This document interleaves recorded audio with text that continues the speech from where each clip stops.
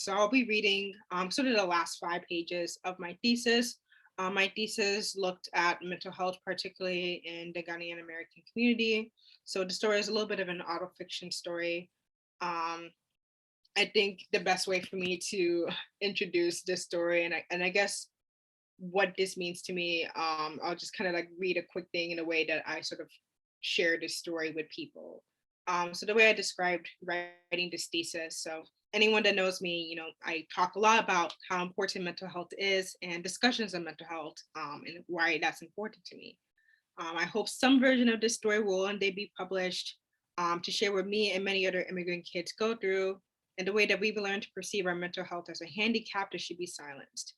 Yet I'm able to write this story because people made me feel safe about my mental health and allowed me to be open about it and help me.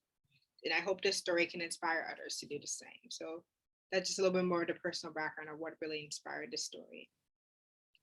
Um, I don't think I need to give a major trigger warning, at least in the scenes. Sorry, my window's also open because it's hot in my room. I will give it just a quick trigger warning, just in case. This story does talk about mental health, depictions of depression, suicide ideation, mentions of suicidal attempts. So if that is something you are not comfortable with, please feel free to mute, and also please take care of yourselves as well. So yeah, let's get started.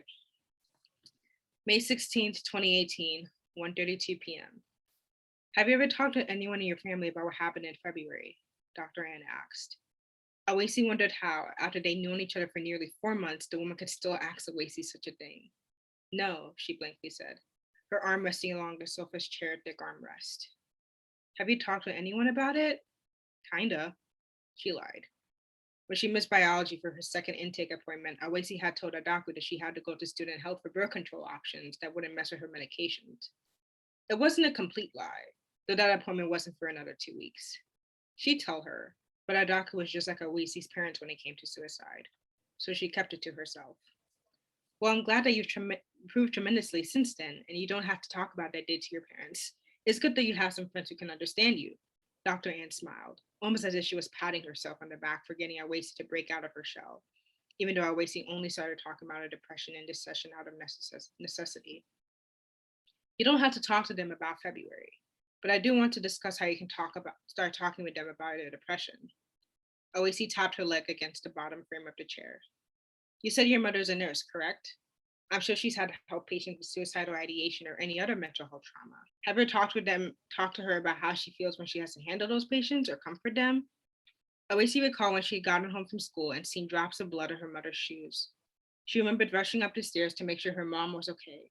She knocked on her mother's bedroom door and felt her heart slow down when she opened the door, a plastic bag wrapped around her head to protect her braids and wrapped in her bright green towel. Awasi asked about her blood on her gym shoe, and she said a patient squirted a little blood when she was putting their IV in. Her mom went on about that patient and another stupid patient whose stomach she had to help pump because they had overdosed on ibuprofen in their suicide attempt. She had put on another pair of her scrubs and rushed out the house. That way, she never let go of the word stupid. She just knows how to do her job, Awasi responded, trying to push Dr. Ann away from the subject. Parents are always a complicated case, Dr. Ann said, but they care, and I'm sure they'll listen to you if you give them the chance. Awasi wanted to explain why Dr. Ann's perspective was bullshit. She wanted to explain what it meant for her to be named Awasi Elizabeth Achimpong, but to not eat fufu with palm nut soup in her dorm because people would judge her for eating with her hands. She didn't want to filter things for Dr. Ann anymore. But Awasi's tired silence allowed the filter to continue.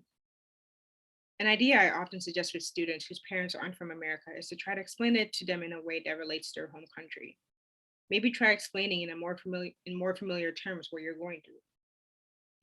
She thought about trying to explain her depression through the Bible, or her mother's love of eating Kobe, or her dad bragging about how he could have been a great soccer player.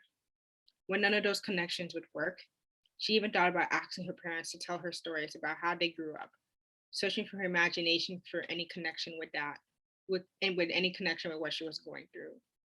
Other than her name and her parents' name and the few words I wish she could speak in Ga, she could never think of anything that she could use to connect with her parents. all because she was endowed with the rights of life and liberty, the pursuit of happiness, the moment she was born in the US. Okay, I'll try it, she said.